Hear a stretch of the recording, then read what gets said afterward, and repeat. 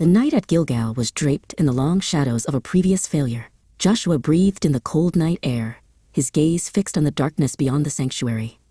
The weight of Israel's shattered pride and the people's trembling fear, born from the sin of Achan, pressed heavily upon his shoulders. Then, a still, small voice pierced the silence, awakening his soul. "Do not fear and do not be dismayed. I have given the king of Ai into your hand."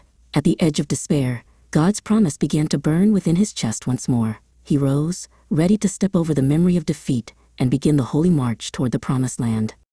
Joshua summoned Ethan, his trusted commander, to relay the intricate details of the new strategy. This time, there was no room for overconfidence. Under the cover of darkness, he moved to position 30,000 valiant warriors in a hidden ambush. "Lie in wait behind the city and stay alert for the signal," Joshua commanded, his voice resonant with both authority and caution.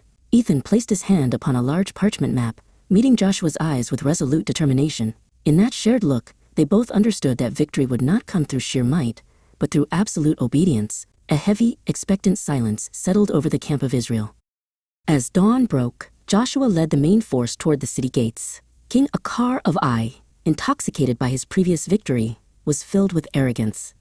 When the Israelite army feigned a retreat toward the wilderness as planned, Achar swung the gates wide and ordered a full pursuit. "Leave not one of them alive," he roared, waving his sword from his chariot, certain of another easy triumph. He did not realize his shout was but a prelude to his own judgment. The city was left unguarded and empty. His men were running headlong into a carefully laid trap. The decisive moment arrived.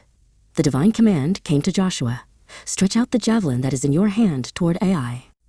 Standing upon a high ridge, Joshua raised his javelin toward the city. At that signal, the hidden ambushers rose like a storm and descended upon the gates.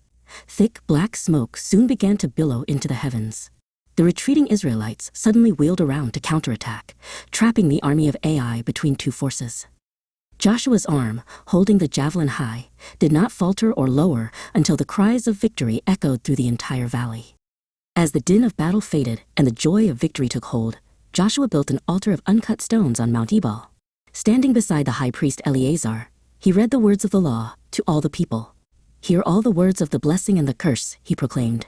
He knew that far more important than the military conquest was the restoration of their covenant with God. The burnt offerings rising from the rugged altar became a fragrant aroma, signaling that Israel had been reborn as God's people. The elders among the crowd wept, cherishing this moment of grace found at the end of the wilderness journey.